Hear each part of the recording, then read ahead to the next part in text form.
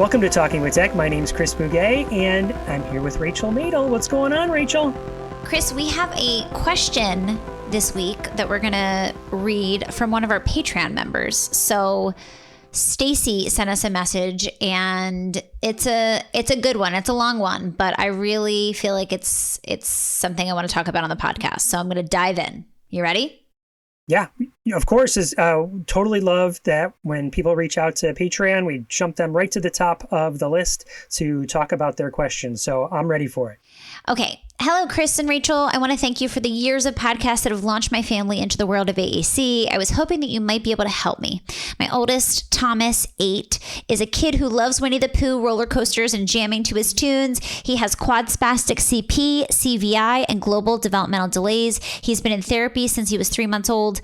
Thomas has never had verbal speech, but has facial expressions that clearly indicate what's going on up there.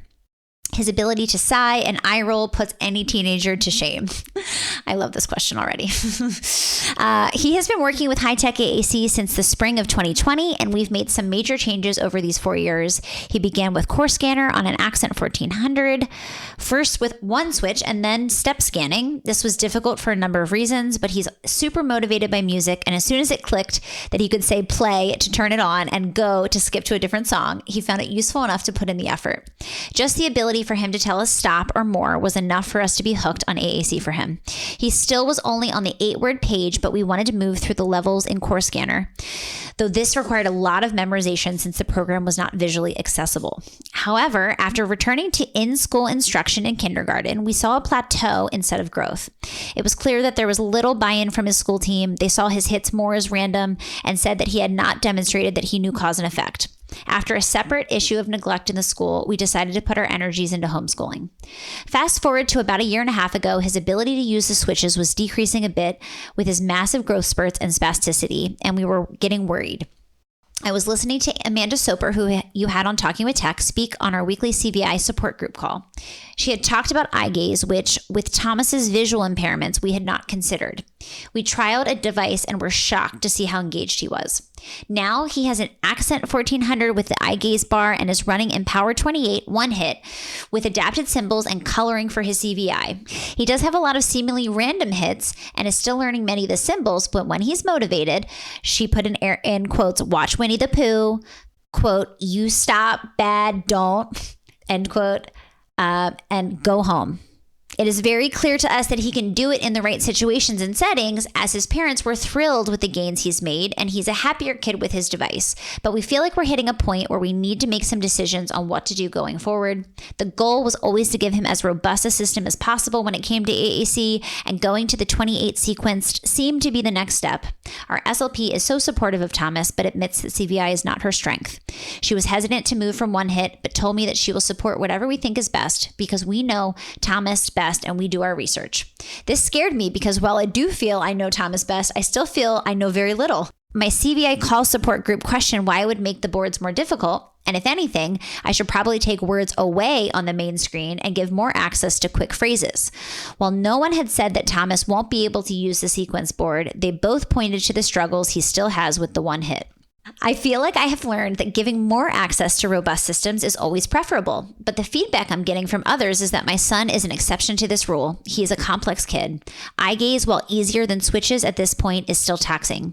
CVI makes his vision very dependent on his surroundings and his health. Still, I wonder if it is worth continuing with this level at 8 years old, just to have to change up his system again and relearn. My husband and I have always been the ones to initiate any changes to his system, and for the most part, it has always worked out for Thomas in the end. Seeing this pushback on our idea for the next step forward, we're left wondering if we would be doing the right thing. I think our question comes down to, what do you look for to decide when to proceed to the next step? If we were to choose to move ahead, what should we be looking for to make sure it was the right choice, and what is the appropriate amount of time to try it? Finally, I would ask if there are any cases when someone's disability really does make working with robust systems too difficult, and it's more beneficial to just work with a pared down system. Oh, I got a little emotional at the end of this, Chris, because I feel like this is a very common experience for families, unfortunately. And I think that Stacy is facing a lot of people who might not be presuming potential with Thomas. And so I just, was like choking up a little at the end, because I feel like it's so hard to watch a family struggle and advocate for their child and to be met with some resistance. And I can totally see how Stacy might be feeling super conflicted about making these decisions, because, ultimately, when you have people who are saying, no, we don't think this is a good idea, then of course you're going to start questioning things. So those are my initial thoughts, Chris, but I'm curious what your thoughts are. Well, no surprise, you and I are on the same page. I also felt for this parent and got a little choked up reading it the first time, like when it came to our inbox, and then you reading it aloud. There's one factoid in there that I want to hyper focus on that I think many people would gloss over. But it is a glaring fact that I think is the most important fact out of all of them that we're going to start to tease through. And here's what I heard. He's 8. He's not 28 or 38 or 48, right? He's 8, which means you've got tons of time in someone's life to always keep learning language and keep going and changing and growing and keep learning, right? It seems like you said, people not presuming potential would be like, well, we've been at it for a couple of years and we're not seeing the progress. What are those milestones? I don't understand the progress. What do you need to make? I think that's what the parent's asking. But that's what I just wanted to highlight first, is that when we're talking about presuming potential, he's 8. So we've got time. We've got lots of time to continue to grow. I mean, he's got his whole life in front of him, Yeah, and exactly. First thing when I said, wow, 8, listen to all of the skills that this 8-year-old has. And, for someone who does this work and works with so many different students, having this level of skills as an 8-year-old is wildly impressive to me. So I just hope that, Stacy, you're listening and you feel good about the progress that he's made, because it can take a long time for students to learn alternative access and to learn language. And it sounds like he has made a lot of progress. The one thing I wanted to call out, Chris, which I think is maybe the second most important sentence in this question, which is, when he's motivated, he can say a lot. And so she gave specific examples. It says, quote, he does have a lot of seemingly random hits and is still learning many of the symbols, but when he's motivated, and she gives 3 phrases: watch Winnie the Pooh, you stop bad, don't, and go home. And so we're listening to a student who is putting lots of ideas together and formulating lots of ideas.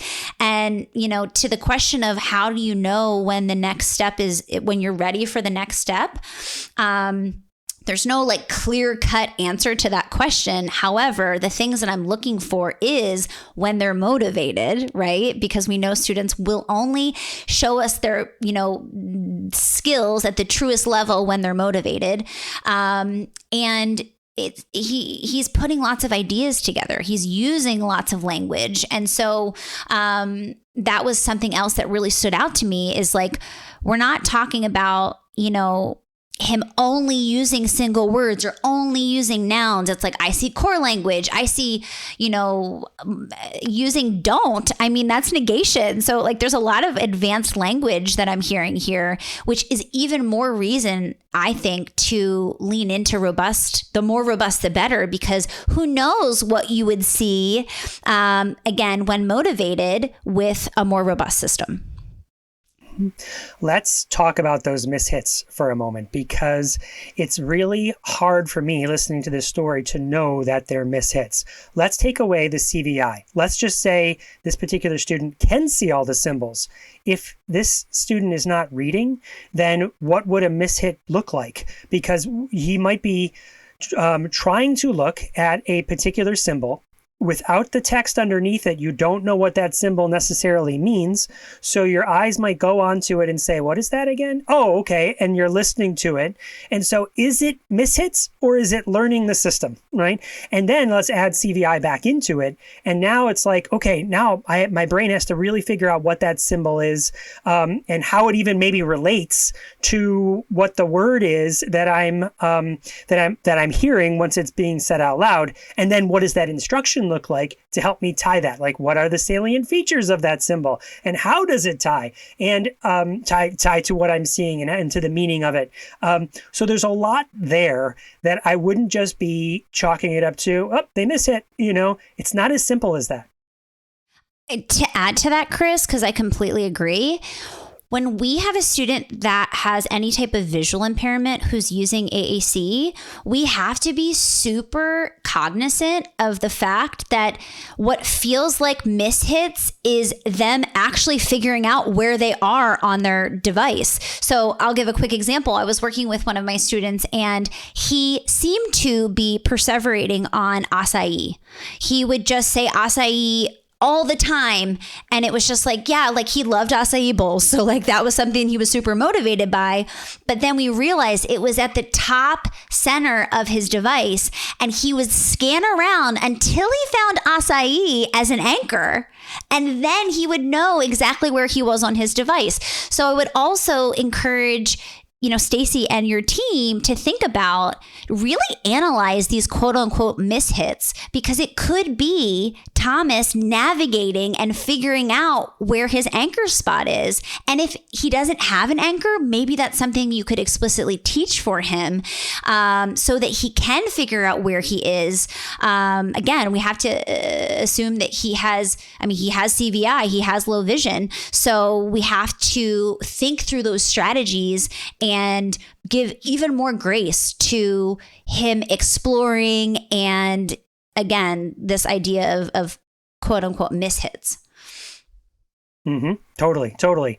A phrase that kept resonating in my head as I was listening to that story was make him prove that he can't, as opposed to make someone prove that they can. So my thought is, if they're asking the question, should we go to sequence? I don't see a reason not to give it a try, and again, with some explicit teaching around. Are you saying like you disagree or like no, you agree? I completely agree and have other things to say to add. No, please go ahead. But like my other thought here is that I can understand how a family feels like this is such a huge decision, because we're taking something that he knows and now we're progressing and maybe we're making the wrong decision.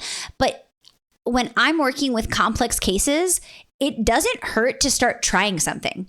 And it doesn't mean that you go from one hit and then we're sequenced and we're never going back to one hit. Like, it doesn't have to be this either or, black or white. It can be slowly over time. We're going to start when we know he's motivated. So like Winnie the Pooh, we're going to start trying sequenced, right? We're going to start trying to see what happens when we open up and create more robust opportunities. Can he sequence hits together? And then we can go back to the one hit because that's what he's most familiar with. The transition doesn't have to be so stark, and you just need to get information. Trying something like this, trying a more robust AAC is the least dangerous choice, right? But it also gives us information. And to your point, Chris, like, let him prove that he can't do it over time. Yeah, I love what you're saying there, that it does often seem like once we make a decision, it's one or the other, where you really can drift in and out. Same thing with masking. We often hear like, okay, do I mask or do I unmask? Well, leave it unmasked most of the time, and then if you want to explicitly teach, like, hey, you keep pushing this button and we're not sure you know what it means. Let's teach what that means. Like, and this is where we're going to talk about those salient features, and we're going to tell stories and sing songs and maybe tie it to some Winnie the Pooh story, whatever word they might be hitting. But you're going to teach that explicitly, maybe with less icons on the screen. When I say that, I mean the icon is in the same spot. They're masked, right? For 10 minutes, and then you flip back to the other screen that's got everything unmasked, right? So you can pick these moments to do very focused instruction to teach, like, this is how this goes, right? Absolutely. And I just think that these nuances become really important when we're thinking especially about complex cases. And I think that I just don't think it has to be this like either or decision. And it's like, I'm assuming there's no harm done. I'm always down for trying something. If someone has an idea, especially if it's, let's like give more access to more robust AAC, like what a great idea, right? But if someone has an idea, try it. Like, try it, and we're just getting information. I'm always saying that to my clinicians. I'm like, try it. Let's get information. I'm saying it to my families. Let's try it. Let's get information. Because the reason a case is complex is because we don't have enough information. Right? We don't know why he's, not as quote unquote successful, or he's mishitting, but it's like, what's the roadblock? Is it vision? Is it, he's just not as practiced at targeting with eye gaze? Like, is it positioning? Like, there's so many different variables. And so when we have a lot of variables, we need to just start gathering information about those variables and trying different things to see what the roadblocks actually are, so that we can come in and we can adapt based off of the information that we gain. I want to talk about the least dangerous assumption. So I heard in that story, the parents say that some people said, but your child's the exception to the rule. Like, we all agree that it should be more robust, except for your child. And I hear that not just about vocabulary, but about kids in general, where it's like, yeah, but not my kid. Like, whenever we do a presentation and we're talking about, the least dangerous assumption, or we're talking about who's a candidate, I'll put that in quotes, for AAC, and it's like everybody, what's the least dangerous assumption? You can see it in some people's eyes. They like, yeah, but Chris, Rachel, you don't know the kids that I work with. Like, they're the exception to like, there is no exception. There is none. There's not, because that would be the more dangerous assumption, right? So you can't go into any situation thinking, but not this kid, right? It's like everybody gets it. It's figuring out how to do it, right? So I don't think parent, speaking directly to you, I don't think your child's the exception. I think your child's probably exceptional, but look at those abilities and skills. Let's see how we grow on them. Don't let anyone say, oh, bother, when they talk to you about how you're, do you see what I did there? That was a Winnie the Pooh reference. I saw it, Chris. I saw what you did there. Don't let anyone be the Eeyore to your piglet. Wow, he's really coming full circle with the dad jokes intersecting with Winnie the Pooh. The last thing I'll say, Chris, is that I feel really strongly that families need to follow their intuition. Like, there's something in their gut that's saying, give him more. He can do more. And I really believe that families should follow that. And everyone should follow that. Well, no, I'm going to add to an extent to that, especially here, someone's been at this for many, many years, has been listening to the podcast for many, many years, has been out there, and I'm going to put this in quotes too, doing their research, because they didn't just go to a Facebook group and be like, I don't know, what app should I use, right? And I just say that with I want to add that with that qualifier to this, because I've had parents that I've met that have been like, yeah, I opened this app and it didn't make sense to me, so I changed everything on it. Like, you did what? And then my kid has motor planning difficulties, so I picked this thing. Like, but the thing you picked has many more hits than this other thing that you picked. Like, so So yes, trust your instincts if you've been at it for a long time. If you're, I don't know, 3 months, 6 months into this journey of AAC, maybe listen to the podcast. Maybe listen to people who have spent their whole darn life trying to figure this out, right? You don't know more than they do necessarily. Yes, trust your gut. But especially in this case, parent, I love what Rachel's saying because you've been at it for so long. But if this is your first podcast episode that you're listening to and someone listened to it, you got to put more time in to start trusting your gut, because you might not know some of the rationale behind why we're choosing the things we're choosing. Is that fair? It's fair. Yeah, it's fair.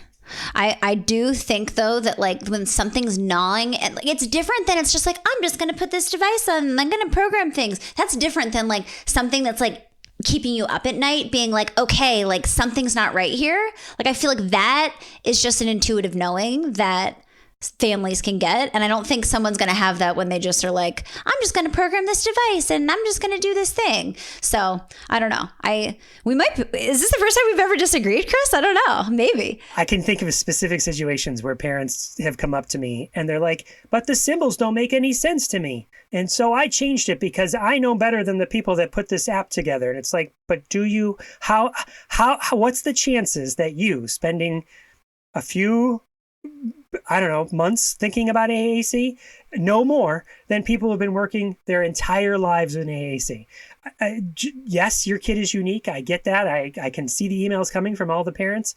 But just trust me when I say there are some people that know what they're doing. Spend your time figuring out who those people are and who to listen to. Because yes, there's plenty of speech therapists that don't, plenty of teachers that don't, right? But if you can spend more of your minutes rather than redesigning AAC and listening to your gut there, then listening to your gut that, maybe I don't know, and maybe I should be spending my time finding people who do. Is that fair? It is fair. And I don't disagree with you in the sense that I think that following feedback from people who are very well versed and knowledgeable about a topic is important. Like, absolutely, I agree with that. I think that it's just someone thinking that the symbols don't make sense and changing things. That's not from an intuitive gut. I know in my gut that this is the right decision. And you're like, no, you disagree with that. I haven't. Because intuitively, you'd be like, you know what? I think we start with 4 cells because this kid has CVI. And so once they learn these 4 cells, these 4 large cells, intuitively, that makes sense to me. And then it's in my gut that, then once they learn this 4, then we'll go to 8 and 8 to 16. And we know that doesn't work, right? We've worked with so many kids, at least I know I have, that never worked, right? And so I could tell you, don't do that because it might feel right in your gut to start with 4, but I can tell you from experience that doesn't work, right? And you know that, right? So there's this fine line, I think, between like following your gut versus knowing your kid, and spending your time seeking out those that okay. So for instance, maybe this is where we come together. Imagine someone going, yeah, it just didn't feel right to me that the symbols didn't feel right. So I said, I got to change all the symbols. That's one option. Or it just didn't feel right to me that the symbols didn't make any sense to me. So I did some homework to figure out what didn't I know? Why are these symbols the way they are? So I started looking for people that might be able to explain it to me. And I feel like that's the line that we're talking here, is that I want people to do their due diligence when they have that inkling in their feeling that something's off before they go running with it. Is that fair? Yeah, I think that's fair.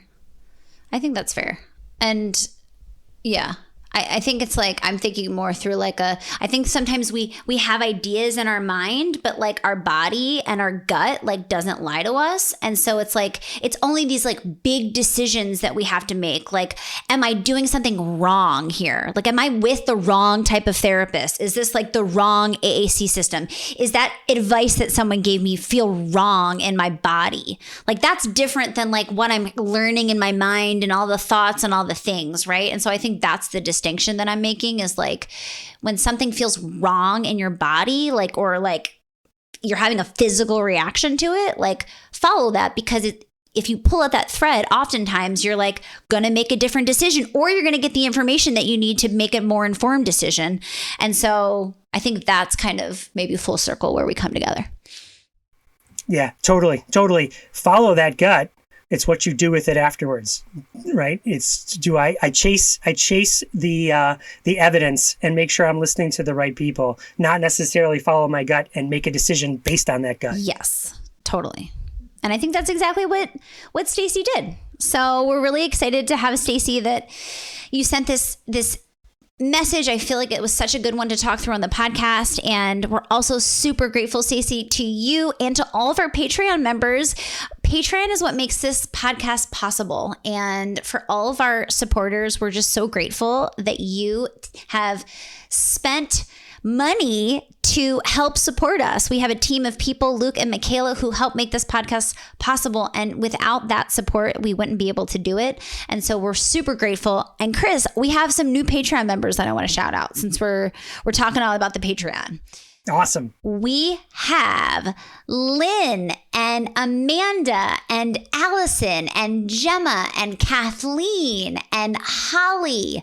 Thank you guys so much for becoming a part of our Patreon recently. And again, we are so grateful for your support. We really couldn't do it without you. If you guys are interested in becoming Patreon members, you get years at this point of behind the scenes content, extra bonus videos. I share a lot of my resources on there. I share discount codes to courses of mine.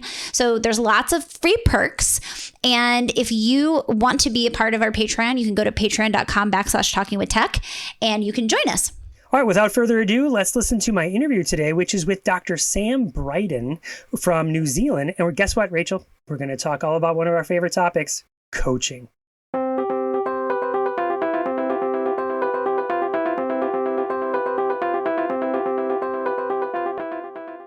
If you enjoy Talking with Tech, we could use your help in spreading the word about the podcast. Please take a moment to leave us a review on iTunes. The more positive reviews the podcast gets, the easier it becomes for others to find it. The more people who find the podcast, the more the word spreads about how to effectively consider and implement AAC. And who doesn't want that?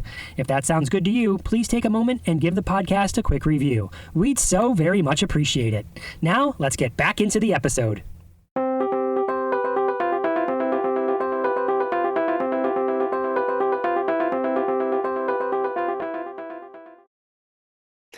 Welcome to the Talking with Tech podcast. My name is Chris Bouguet, and today I am joined with Dr. Sam Brydon. Sam, how's it going? Can you tell us a little bit about who you are and what you do?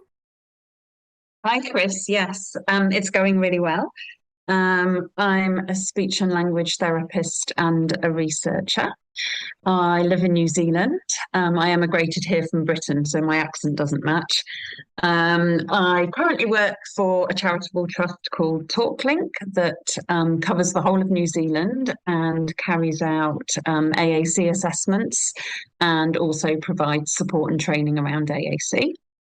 And I only work for them 3 days a week because the rest of my time I am trying to disseminate my doctoral research, which I finished last year, through running professional development for other professionals who work in the field of AAC. Wait, so your doctorate is all about teaching other people about AAC? Yes, my doctorate was, you know how these things change as you go along. My doctorate was initially looking at an AAC system that's really popular here in New Zealand. I'm going to hold it up for you, but you'll have to maybe do some describing. So it's a 77 scoreboard with what you'll see is a really extensive fringe vocabulary attached at the top.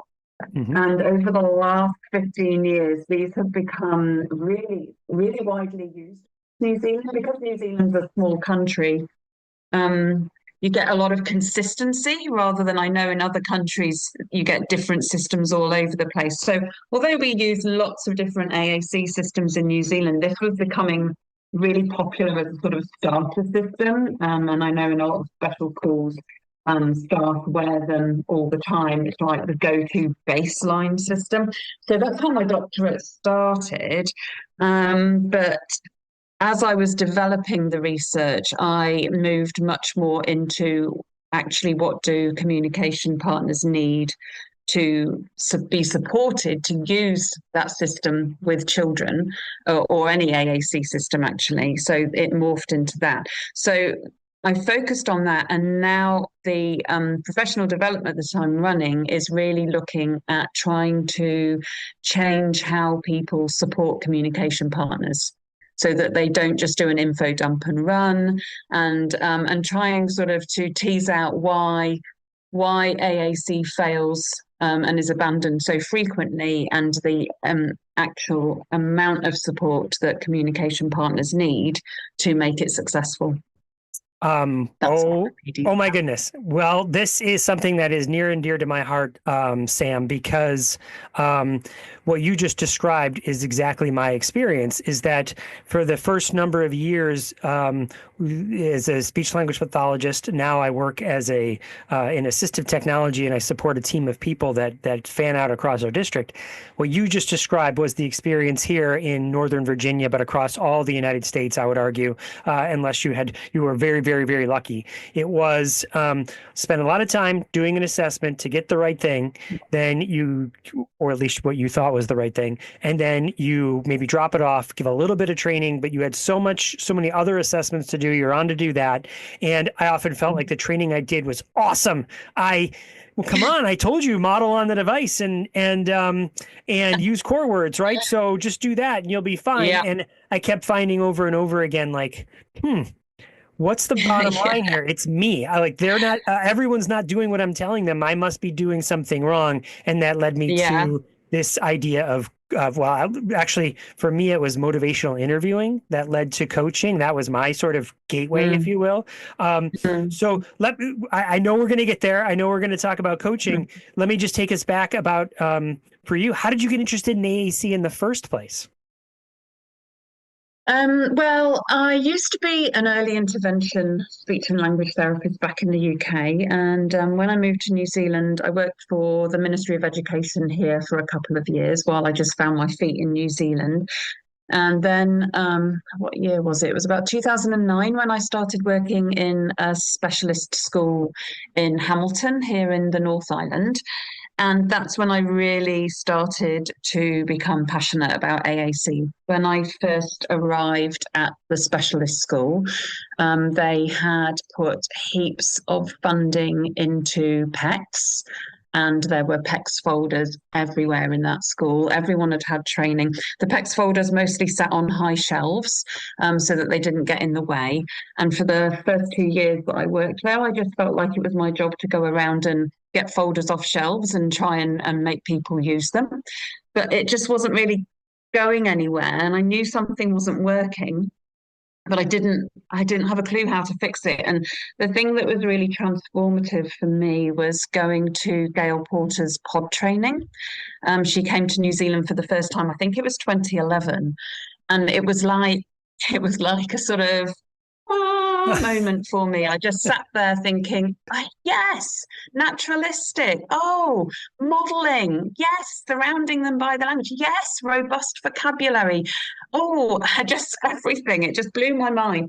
And there was, I think there was 3 of us at the training from my school, all speech and language therapists, and we drove back in the car going, what are we going to do? How are we going to change everything at school? And we'd already kind of worked out that making, I think our school had 150 students at the time, probably 80 of those needed to use AAC, and we had already realised that 80 personalised pod books was probably not going to be possible. So we were trying to think of something that was going to work as kind of a base system, and that's where we came up with the core board that I showed you. And the idea that we could have a base system across the school with everybody, all the staff, including the admin staff, the teaching assistants, modelling all the time and making a really aided language enriched environment, and then we could do sort of individual assessments to look at what different students needed on top of that. And that was like it became, I get a bee in my bonnet about things, and then I just can't, like, I was dreaming about it. I constantly dreaming about it. I still have the occasional dream where I'm wearing a core board and trying to demonstrate how to use it to people, but someone's moved all the symbols around. Ah, a nightmare, And you I'm mean? so annoyed. I'm so annoyed in my dream. I'm like, you can't do that because of the motor plans. Yes. It's like a constant dream for me. Anyway, I was on one. We me and the other speech and language therapists, we presented to the management team. We got the management team on board, and we sort of slowly changed things around and became just, our school really had a focus on aided language modelling and having robust vocabulary systems, and it's all gone from there. Really, I just got more and more passionate because what we started to see was real change. Then, instead of like children tiredly handing over a symbol so that they could ask for their lunchbox. They were starting to get excited about communication, and they were running up to us and grabbing the core board to tell us something that they wanted or something that they'd done. It wasn't, obviously it wasn't perfect, and it was a rocky road, but I was just seeing how much difference it could make and how exciting it was when it made a difference. And that's how I landed up being this passionate about AAC. Awesome. That's so exciting. So it really sounds like, I don't know if you're familiar, but I am really a champion for, and I think I've maybe, how do I put this? I came up with this phrase called the specific language system first approach, but maybe that's putting language on something you are already doing, which is, we've got a thing. Let's use this as our tier one. We know it's not going to work for everybody, but we're going to scale it up from there. We're going to build a culture around it. And so you did. So you're building a culture around it. What did the training / professional learning look like for the people that were implementing the tool? Well, this is where I got my first inkling into how information dumping doesn't work, and how difficult AAC actually is to implement if it's not something that you're immersed in your brain. So me and my team of SLTs developed some lovely workshops. Like really, really, we thought we'd done a great job. And they had videos, they had practices, they had brainstorms, they had group discussions. And when we were running them, so we ran them for teachers, we ran them for teacher aides, and we started to run them more widely for the area around, because people were starting to hear about, they're doing this, and some people traveled in, other professionals, other schools started to travel in.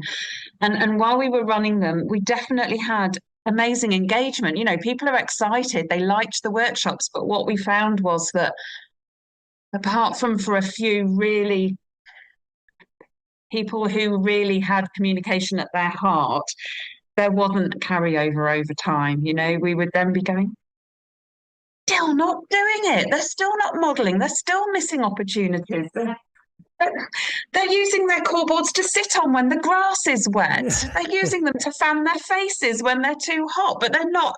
Or something else we saw was that they started to replace the visual supports for behaviour, which was another unintended consequence, because the teachers realised they didn't have to wear those little lollipop round stop, listen, sit, because they had it all. They had all that vocabulary there on this board, and so it was starting to become an agent of control rather than that sort of modelling that's comments and questions and funny things and you're being silly, how that kind of thing. It was, it just wasn't quite working out. We also ran parent workshops, and again, we weren't even able to give that support in the home environment, because the way our service is set up when we work in specialist schools is we're meant to deliver our service in the school. So the parents would come into the school, have the workshop, and then go home and struggle.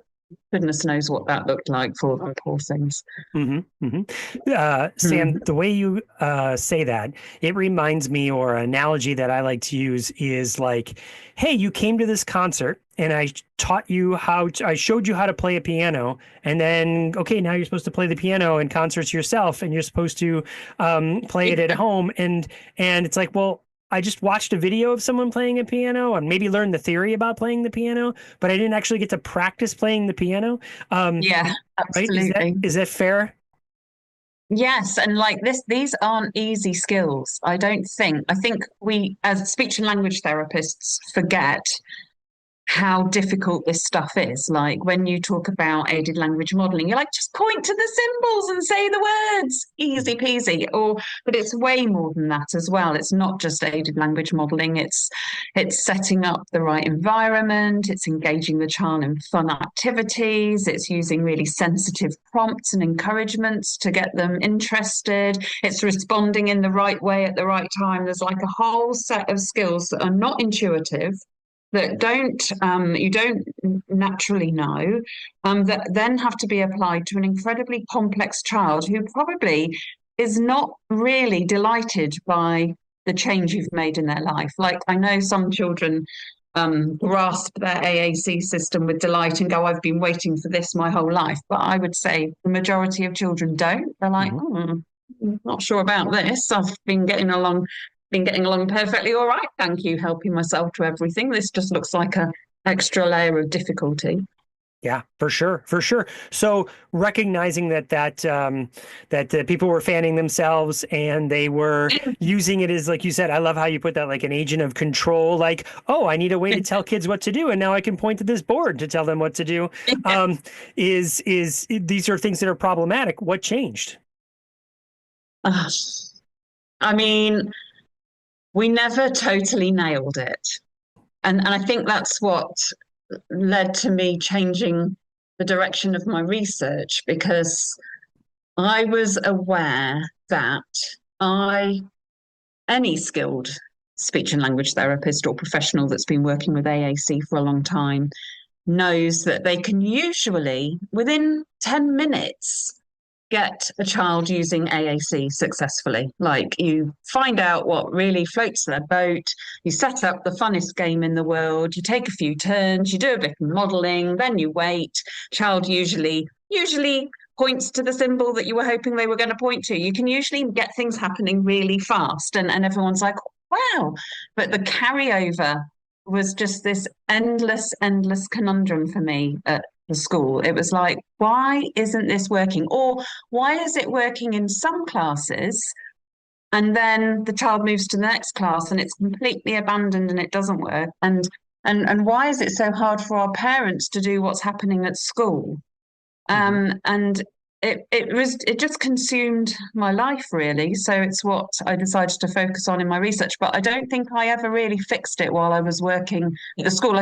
I think we started to make changes, and we did bring in more of a coaching approach. But we weren't. By the time I left working at the school, there was still so much more work to be done. Mm-hmm. So let's talk about that. You said we started to bring in a coaching approach. Like I said, I turned the camera on myself and said, something I'm doing is not working because I'm seeing like such parallel stories. And so I went out and did research on my own, like how do people change and adopt new things and learn things? And I came across this term motivational interviewing, where it was in psychology, it's someone goes to get help from a psychologist, and that psychologist doesn't go, oh, you want to quit smoking? Here, I have it. Quit smoking. Well, it doesn't work that way. You can't just tell someone what to do. You ask them questions and they reflect on those questions, and then you summarize what you think they heard or what you think you heard. And I was like, oh, this is a whole thing I haven't even tried. And and then that led, like I said, gateway to even more studies. So that was my story. What was your story? How did you go about, okay, I know this isn't working. You mentioned you eventually went to coaching. What was the bridge in between? I think it was in the early days of my doctoral research.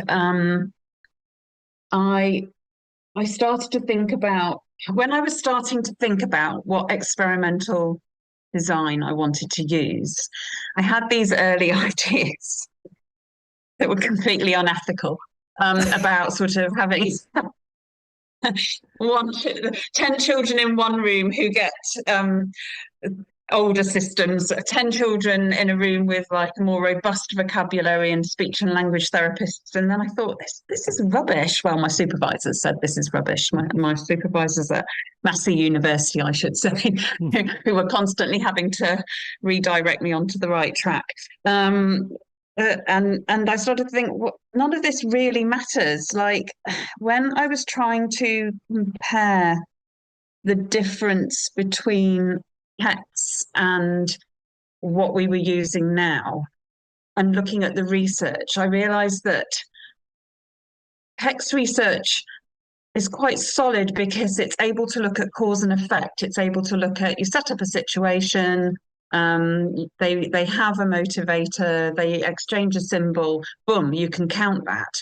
But what I was trying to capture with this more robust system, with aided language modelling and with far more vocabulary available, is that it wasn't just about that. It was about everything. The children were using more communicative functions. They were doing things more spontaneously. It was getting used across more environments, and I was getting greater buy-in. And when I started to pull all that apart, I just couldn't find a research design that would really capture all of that. Then it became more and more evident to me that it didn't really matter what I could make children do. It mattered more what other people, the people who actually matter to the children, the communication partners, the family, the teacher aides, the people that they spend all their time with, it mattered what they could do. And that's when I really started to think about, well, what's worked for me in the past? And when I was an early intervention speech and language therapist, before I came to AAC, I had done lots of Hanen training. And so my main focus was on parent-child interaction or teacher-child interaction. And I was running more than words courses. And the thing that I knew worked when I was a Hanen trainer was not the workshops, it was the coaching. The parents, whoever came on my Hanen workshops always said, the thing that really worked for us is when you came into our home and then we practiced and then you told us how we were doing and we talked it through and we problem solved that. That's the feedback we always used to get. And that's where I started to think, well, that my research is going to need to include a large element of coaching because that's really what works. And I don't know why I hadn't thought of that more before. I think it's because the way your life is set up as a speech and language therapist in a school is not geared towards coaching. People always want you to deliver workshops. It's seen as time efficient. It's seen as getting lots of people to do something at once. So I think especially the idea of doing one-to-one sessions with parents, but also finding time to do a coaching approach with teachers or teacher aides is challenging. Mm-hmm. Well, couple comments. The first one is, in our neck of the woods, a problem that I see is that a lot of people use the word coaching as a synonym for helping, and it's sort of an umbrella term. So let's start there, maybe that's the next thing is, we've got a tool. We've got training, like you said, maybe you come to this thing and I created slides that go behind me and I'm telling you this thing. What is coaching? How is that different? How do you define it? I think it's really important to define coaching because I think there's a real tendency at the moment. Coaching is a real buzzword here. I don't know if it is there. Oh, here too. And I think people say they're doing coaching. I've got the words of one of my supervisors, Tara McLaughlin, in my head here. That there's a real risk that in 10 years' time, people are going to say, oh, I tried coaching and it didn't work. And I think it's because there's a lot of stuff that happens when people say they're coaching that isn't the bit that makes the difference. So for me, coaching is collaborative. You come together both with skills and knowledge. In terms of AAC, I see it as I have skills and knowledge around AAC strategies, but the person I'm coaching brings their knowledge of the child, their knowledge of the routines that matter to that child and that matter to them, and how they're going to make it work for them, and their underlying skills with that child and helping the child to manage to regulate and what the child loves. All of that comes together. So it's completely collaborative. It's agreed from the start, but fundamentally it involves opportunities for the coachee to practice the skills, to receive feedback on what I've observed, what the coach has observed about them practicing the skills, to be able to reflect on that and do problem solving, and then plan moving forward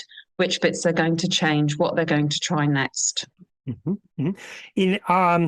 We've had a couple episodes now about coaching, and one of the ones that stands out to me is in our neck of the woods. We had some colleagues from a neighboring school district, and they, Dr. Lauren Kravitz Bonnet is her name, and she was saying there's actually kind of a model for this already, and that is an early intervention model is often working with parents, like at least in the United States, we would go to the home, we might show the parents something, but then the parents would do something and we'd work with them to give them feedback. And so and then that model immediately stops when you go off to school, and it's like, well, what happened to the parents, and how do you, when they're going to be the through line in somebody's life, where in the United States you might have in your public school experience, I don't know, 7 different therapists, 75 different teachers, okay, that's an exaggeration, but maybe 12, so it makes a lot of sense to keep that model going. Is that a fair analogy? Do you have that there in England and New Zealand, where it's an early intervention model is like that? It's like, could we just sort of remember what we were doing there? Let's extend that here. Yes, yes. I think there is not a great deal of that model, the coaching model, going on in schools here. I think it is a model that is used in early intervention, but not so much for AAC practice. I think I think the Ministry of Education here are using a routines. I can't remember the exact term of it, but it's actually come from America. A route. I can't remember it, but anyway, they are using a coaching model in early intervention that is really collaborative and helps parents to set goals around different routines for their child. But I know for a fact that there is a lot of, here's a core board, point to the symbols, let's see how you get on going on. So it's not carried over so much to introducing and implementing AAC in early intervention, although I'm running a lot of PD around the country this year, and I think it is definitely becoming a model that is recognised as important. But yes, then when it gets to school, it gets even harder. Yeah. Tell us a little bit about the research that you've been doing around coaching.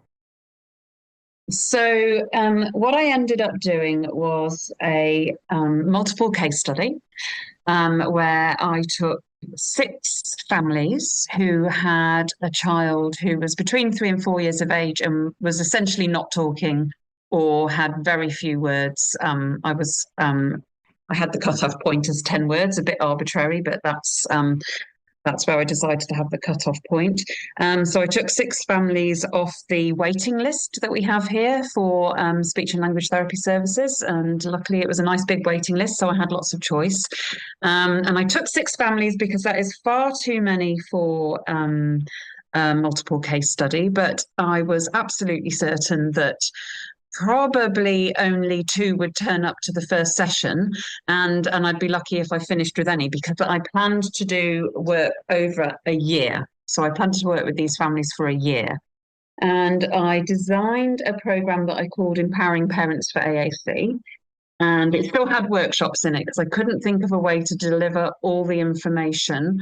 So I had 4 group workshops that the parents came on. In fact, I only had one parent from each family attend because I was doing quite a lot of quantitative data collection as well as qualitative data collection. And I just didn't feel I could manage to do that across both parents. So obviously that's not a good practice model, but for the sake of my research, I just had one parent from each family. So they attended 4 group workshops where they learned about different AAC strategies, which I did aided language modelling as the first one. I did creating opportunities for communication as the second. And then I did a session on prompting and a session on responding. So they came to those 4 group workshops, but in between the workshops, so after each workshop, they then had a coaching session in the home. Where we focused on the strategy that they had learned and did the full coaching model. So that whole process, workshop coach for 4 times, took 9 weeks to complete. And we were really lucky because it fell in 2020, but here in New Zealand, we managed to eradicate COVID. And while the rest of the world was locked down, we were acting like nothing was happening. We had finger foods at the workshops and everything, but obviously we had our borders shut and it all went to custard after that. But I was very lucky in terms of being able to do the research. So as well as them coming to the workshops and having the coaching in the home, I was also taking quantitative data in the form of 10-minute videos in the home, which was a separate visit, where I was, they played with some toys and some snack foods, and I was looking for what changes could I see in the parents in terms of were they using the strategies they'd been taught, and what changes could I see in the children in terms of were they starting to use the AAC and was there any talking happening. And then after that 9-week period, we did a long maintenance phase because from my research into the literature, I could see that a lot of AAC studies don't really have much maintenance data. And we all know that it drops off. If once you stop putting support in, it's likely to drop off. So I carried on doing coaching in the home once every 2 months to the end of a year. And I carried on doing data collection till the end of a year. And I was also taking qualitative data because we had a survey at the end of the initial stage where they did the workshops, and we had a long interview at the end of the whole year. And I took a lot of other notes throughout the year. So they essentially got a sort of program of workshop coach, and then some support ongoing for the rest of the year. Okay, I have a couple follow-up questions about that before we get to the results. So when they came to the sessions that were the workshops, how long were those sessions? The first one was quite a long one. It was 2.5 hours. There was lots of introductions, getting to know each other. Parents absolutely loved being able to be with other parents who had children who weren't talking, because it feels like a really unusual disability. People aren't aware of it, and so they just loved meeting each other, and they got to know each other. And also I had quite a lot to introduce in that first session I was telling them about what the coaching would look like, and we did our first action plans there. But after that, they got shorter each time. The second one was 2 hours, and then the last 2 were about 1.5 hours each. Okay. And you said the first session was about aided language stimulation. Were you introducing any sort of acronym to help them learn? Like Jill Center and Matt Baud have SMORES, Tabby Jones Williber has Master Pal, or was it there wasn't anything like that they were using? No, I talked to them about core and fringe and explained that for the purposes of this core board, where the fringe is actually quite difficult to access. That's the flip book at the top. Because it's flipped through. That it's going to be most useful to model core in the first instance because it's going to be easier for them to do. And I also talked to them, I don't know if this is terminology I've made up or not, but I talked to them about targeted and general aided language modelling, and targeted being where they just watch their child, think, what word would my child say right now if they could? and then point to that symbol and name it for them, as opposed to general, where you do lots of chit chat, comments, questions. Because I think one of my core beliefs is that for people to have success with AAC and to keep going with it, they need to feel successful straight away. They need to have some early successes. And I think targeted modelling is both easier to do for people when they're just starting out with modelling, and it's more likely to engage the child and get some results. And I wanted them to get early results because I know that that is a real reinforcer for carrying on.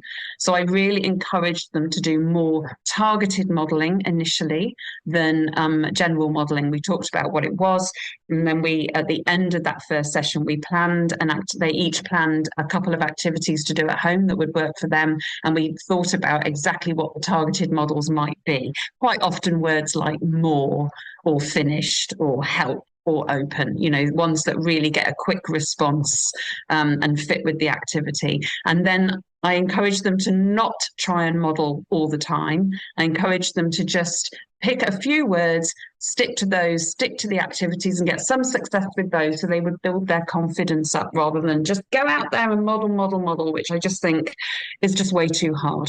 Yeah. Was there any sort of metrics for the student? Like you said, you were going to measure language growth, or I think maybe you said just AAC use, right? Was there any baseline data that you were trying to collect there and then to measure that growth? Yes, I did a baseline data collection before they came to the workshops, where I did a 10-minute video, which was basically the first time they'd ever seen a core board, each of these families. And I said, oh, here's the toys and the snacks. Just play for 10 minutes with your child. The core board's there, use it or don't use it. They all 6 families completely ignored it. They just sort of, I had these boxes of toys and they went through them and explored them, and they didn't touch the core board at all. And that core board was there for every data collection ongoing, and it was obviously much more used. And then I had a large part of the early days of my research was designing, actually with the speech and language therapists that I worked with at school, because we were all stuck at home in the first COVID lockdown. This is when I made my coding, my manual for how to code the data collection. So I had a set of codes for parent behaviours and a set of codes for the child behaviours. And the child behaviours were about the number of symbols they pointed to, the communicative functions that they were expressing, whether it was prompted or spontaneous, whether they put symbols together, linked symbols together. There was a whole range of codes for that that I was looking for. And also, were they using any spoken words? Gotcha. And which then I just counted. Which you discounted or you counted? We just counted. I only counted the spoken words. I didn't do any more work with that data. Gotcha. And then the follow-up coaching, was that also up? How long were each of those sessions? That was really variable. And one parent did comment in the survey that she thought they were a bit too but so I'd say that in the early coaching sessions, they were often over an hour, sometimes even longer. And as the year went on, they got much quicker. We really fell into a groove. They knew what to expect. They had the activities ready. And quite often they would have the video ready for me as well, which I loved, because a large part of the early coaching sessions was just trying to get their child into the room. Yeah. Like they were at home, but the child had worked out that something was going on and like zoom off to the garden or whatever. And so, there was a lot of work in those early days, just building up confidence to play with their child. Mm-hmm. So they recorded their sessions and you looked at those sessions together. That was part of the coaching, right? Yes, the coaching sessions were video based. So we would do a quick observation. And if that was really stressful, I would sit and do guided practice. I would do guided practice with feedback. We'd set up the activity together. And then when things were going well, I just pop my phone out and go, I'm just going to take a little bit here because it's going really well. And I just needed like 40 seconds to 2 minutes max of video for us to then analyze and do some coaching conversation around. Yeah.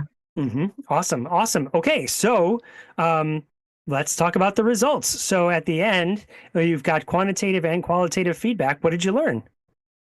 Oh my goodness, the results were amazing.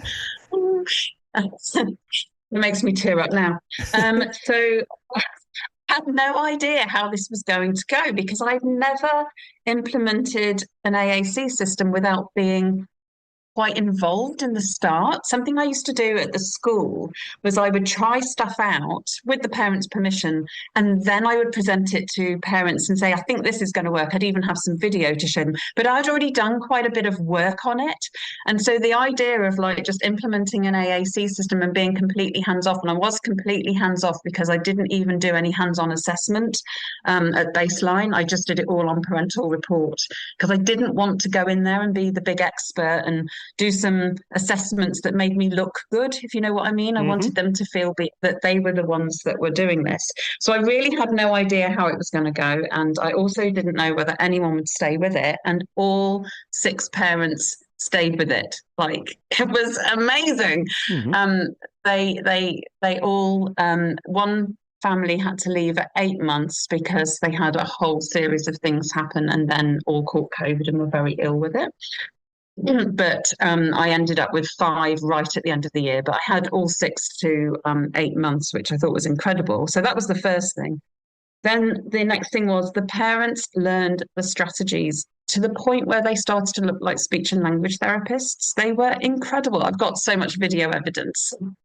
And it's just like when I show it now, when I'm running my PDs for other professionals, like people gasp. It's like, it's amazing how good these parents got at supporting their children to use AAC. The children all started to use the core board. So 5 of the 6 children didn't just start to use the core board. They were sequencing 3 and 4 symbols together to make sentences, which is, I think it's unheard of with a core board, which doesn't have voice output and isn't terribly motivating. Yeah. They were incredible. And 4 of the 6 children started to talk. 2 of the children no, 3 of the children probably didn't need to use AAC by the end of the year. 2 of them were still difficult to understand, but could talk in sentences. 1 was talking completely fine, didn't need anything, probably didn't even need any more speech and language therapy. And all of the children were becoming competent AAC users. Yeah, it was amazing. That's amazing. Okay, so do you have some numbers that you could share with us? Can you tell us more about, like, a story about when no one was touching the core board at the beginning, but by the end, like you said, this kid... Well, I knew things were going to really... You remember the first data collection I went to? So I'd done the baseline data collections, which everybody found very painful because this strange woman videoing them, box of toys. Some of them had said, never really played with my child like this before. They didn't know what to do with the core board. But I went to my first data collection after the first workshop and coach. And the little boy ran up to me. I was wearing a core board because I always made a point of wearing a core board to arrive.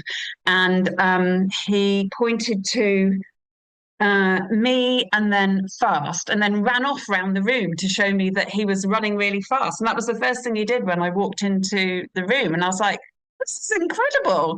Like, 5 of the children started using the core board straight away, right from the outset. And it just blossomed from there. Now, there was 1 child on the research who I think the core board was not the ideal AAC. I mean, I don't think the core board is an ideal AAC solution for anyone. It's a starter system. It gets you off. It gets you off the ground, and it's relatively cheap to make. I don't think it's. I'm not saying it's a great system, but there was 1 child for whom it was visually complex, and she was struggling with motor skills in terms of pointing and discriminating and finding what she needed to say. And her family had some very complex feelings around AAC. It turned out that they were on the research more because they wanted something. They didn't want AAC, but they wanted something.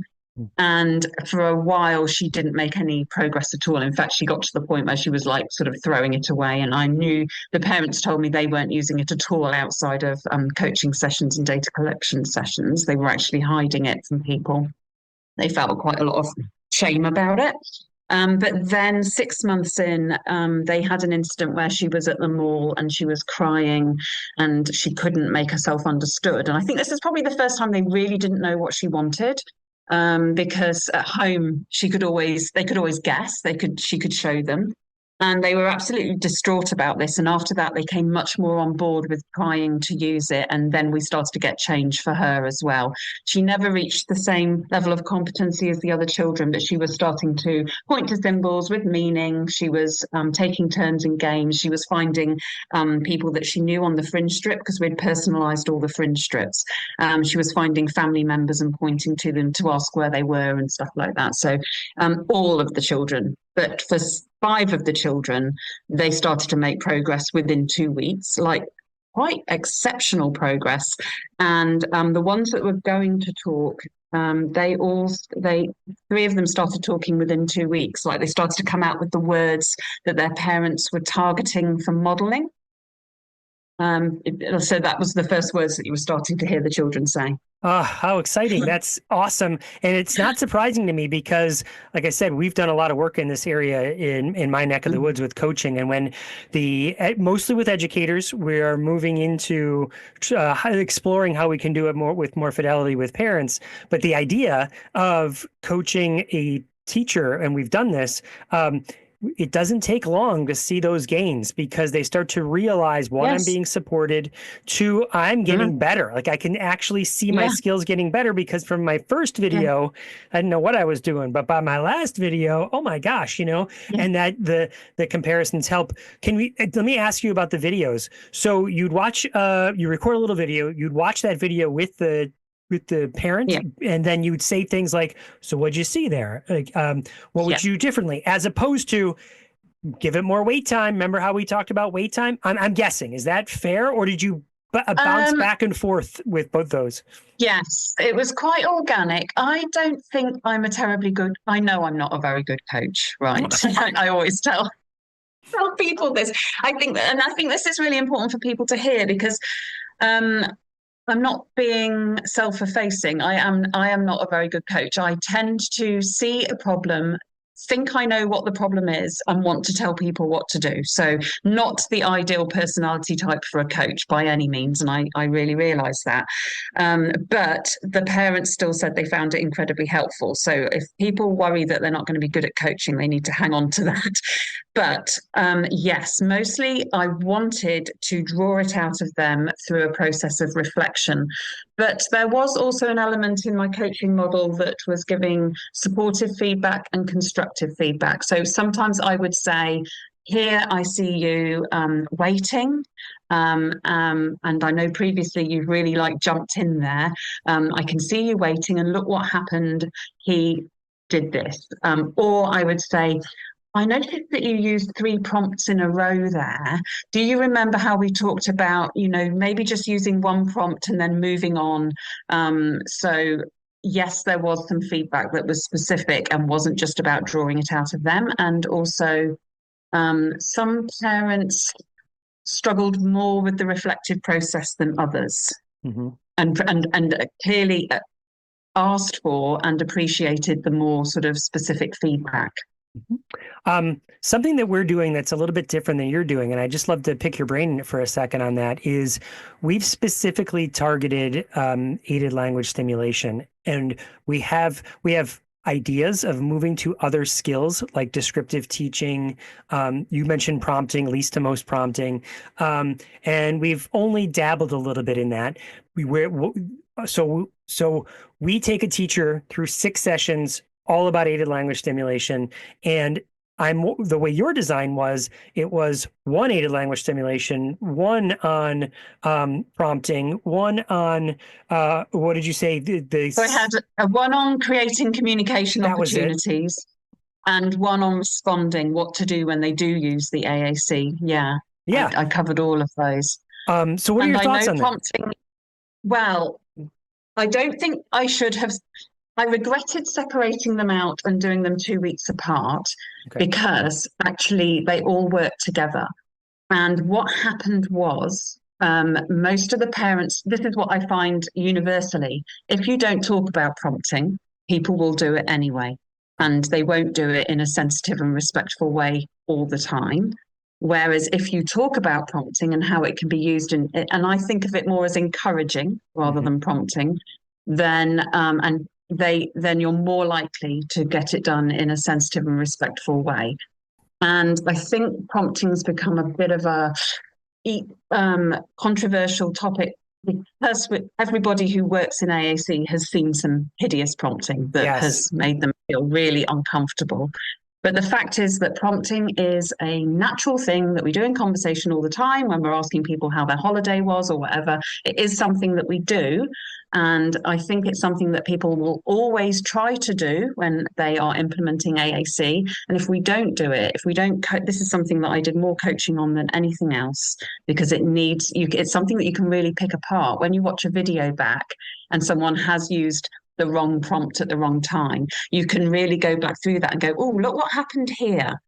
What do you think he's thinking? Why do you think he runs off there? And it's something that you can really coach on. And the parents developed really sensitive ways of using or not using prompts at the right moment. And I think that's because it was coached on. But the early videos, before I had introduced prompting, there was some really difficult prompting. There was some really repetitive. So in one communication turn, in one data collection session, there were 22 prompts. Mm-hmm.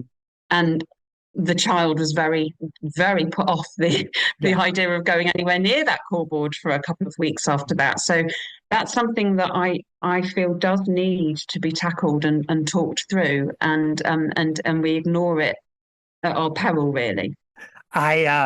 I just love how you put all that. I mean, I love the idea of changing the word from prompting to encouraging. I'm going to encourage this way, encourage this way, encourage this other way, encourage this other way. Okay, all of that. Now I'm going to demonstrate some options that you could potentially do, and then cycle that back. All right, now I'm going to encourage again, and maybe remove that prompting so it removes that sort of stigma. And then that story, I can hear it. I can hear the parent going, show me on the board, show me. It's your turn, show me. I know exactly what that means. But she's an amazing parent. Yeah. But it's a data collection session. She wants to show me that her child's been using the core board. Yes. It's a very natural thing, too, in that how many parents do that when they see grandma and they've seen the kid do something before. Yes. So tell grandma. The kid's not going to do it. Right. Yeah. Okay. And I did talk to my parents, on prompting. It's a bit of a passion of mine, actually. Encouraging, I call it now. But everyone, we need to be honest that it is still thought of as prompting. I don't say do least to most or most to least. I actually think that no prompt is good or bad. I just think that it's the right prompt at the right time for that child, and that you're making it based on a whole range of things that you need to be aware of, like the child's mood, the child's personality, what they did last time. Do they know their AAC system well? Are they familiar with this activity? What's the environment like? There's a whole range of things going on in the background that help you make a decision in the moment about what type of encouraging thing shall I use here? Do I need to use one at all? I know that they've used that symbol before. I know they know this activity, so maybe I can just hang on back.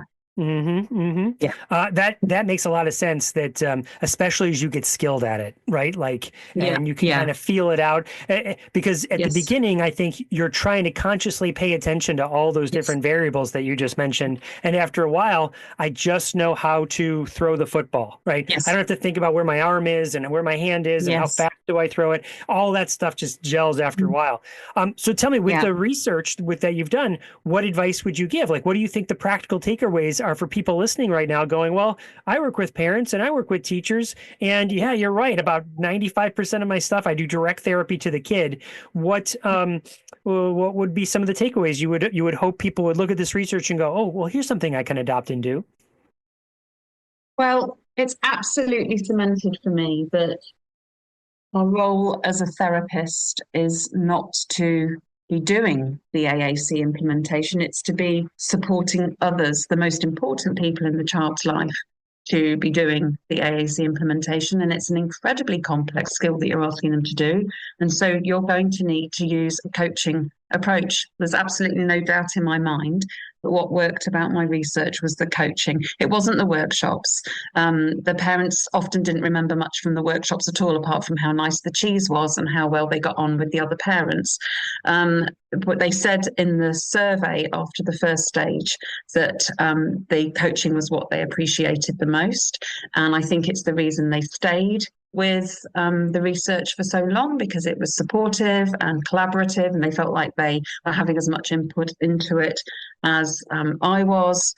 And it's really the only way. It's the only way to make AAC successful. And we might as well not be wasting our time anymore with one-to-one therapy and information dumps. We really need to shift to this. And it's not, I believe that parents and family are the most important people in the child's life and the ones that are going to stay the most constant and advocate for them at school. But I also think this approach needs to be used with early years educators and school teams. And it can be done. It is harder. It is harder finding time and changing people's mindsets, but it can be done. And it is the only thing. It's the only thing, because this communication system, core board, I'm holding it up now, is not a very robust. Not a very fancy system. It's not something that most children love, and yet children learn to use it really competently.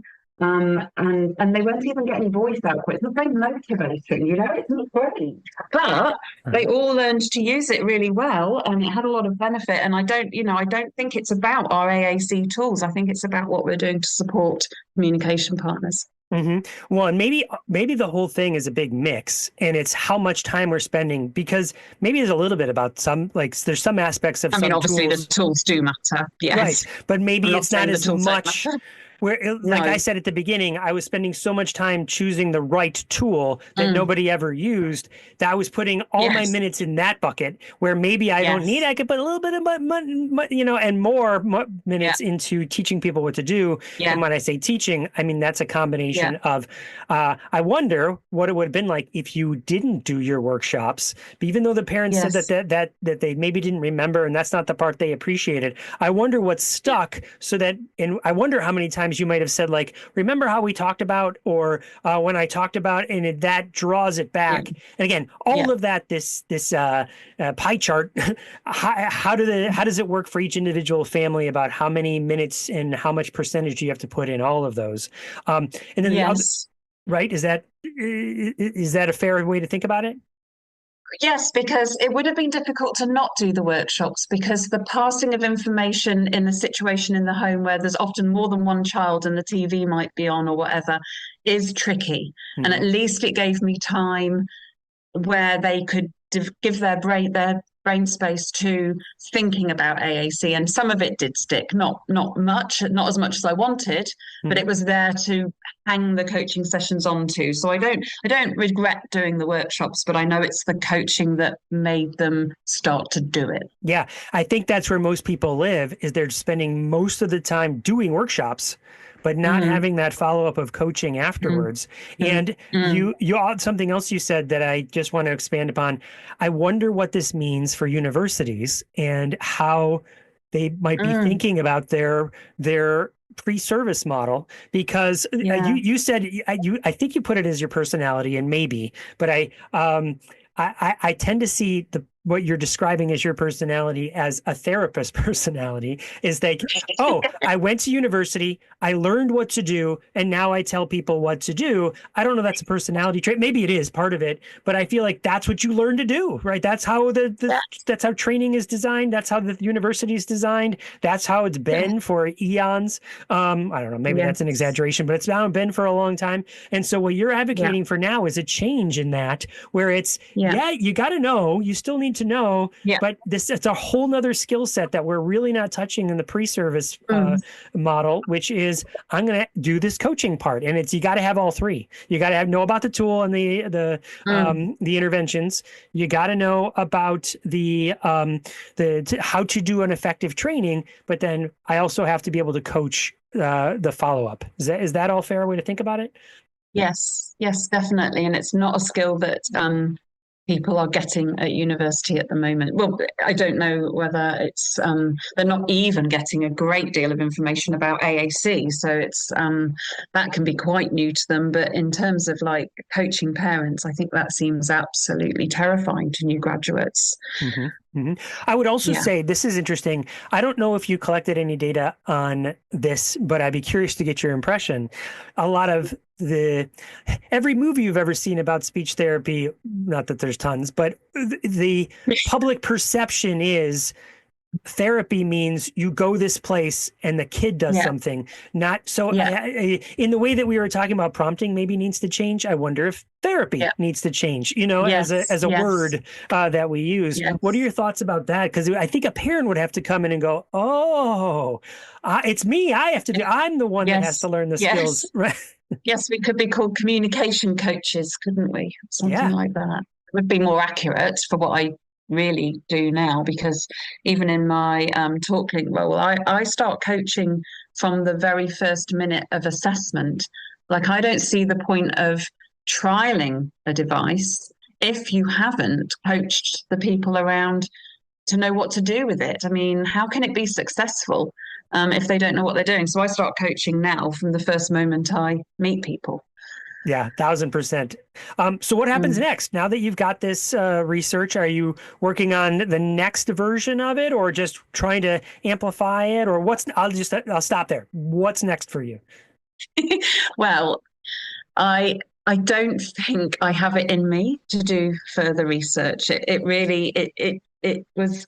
I'm a really practical person. I like to be doing things. I absolutely loved the year of the actual data collection, the year where I was running the workshops, doing the coaching. That was my happy time. But everything else about it, I found enormously stressful, and I had levels of procrastination I just didn't know I had in me, and I can't really face going back and doing it again. I've been working on an article for AAC, and the AAC journal, it's been going back and forth, and I'm still waiting to hear, and that has also been an incredibly painful process.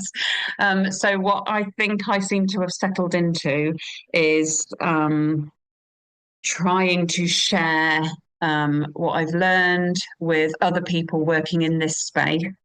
So I've got a 2-day workshop that I'm running. I mean, I hate the fact that I'm doing a workshop, which is essentially an info dump, but I try to make it as absolutely practical as possible. And I have had feedback from people that they have gone away and changed their practice.